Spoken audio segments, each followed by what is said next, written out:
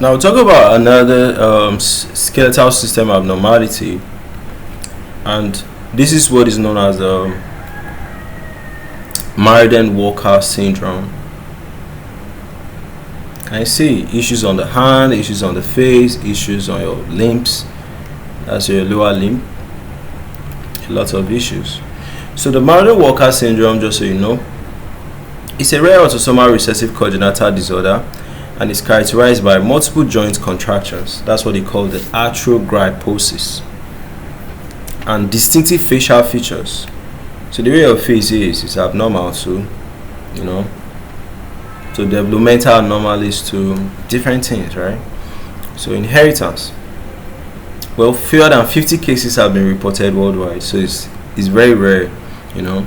So it's likely autosomal recessive, and there's mutations in a gene known as the PIEZO2 gene.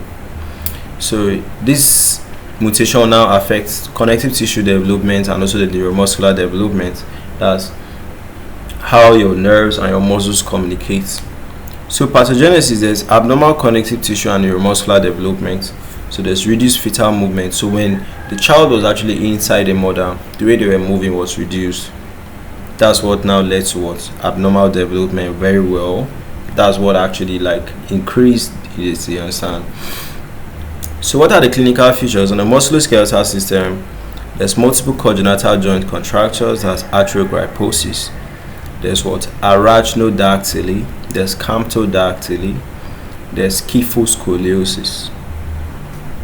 Okay. Facial features, you have a mask-like face. Okay, Blepharophimosis. Okay, Blepharophimosis. Mosis. Okay, that's basically what? Narrowed eye opening. Ptosis, your eyes are drooping. No, Micrognathia, your jaws are small. High arched palate or cleft palate. Okay, low set ears. Now the neurological, there's developmental motor, there's delayed motor development. That's you hitting all those milestones when you're developing is slow. Hypotonia, absent deep tendon reflexes. Other issues, you have cystic dysplastic kidneys, then the Walker malformation, agenesis of corpus callosum, dextrocardia. Your heart could be on the right side instead of being on the left.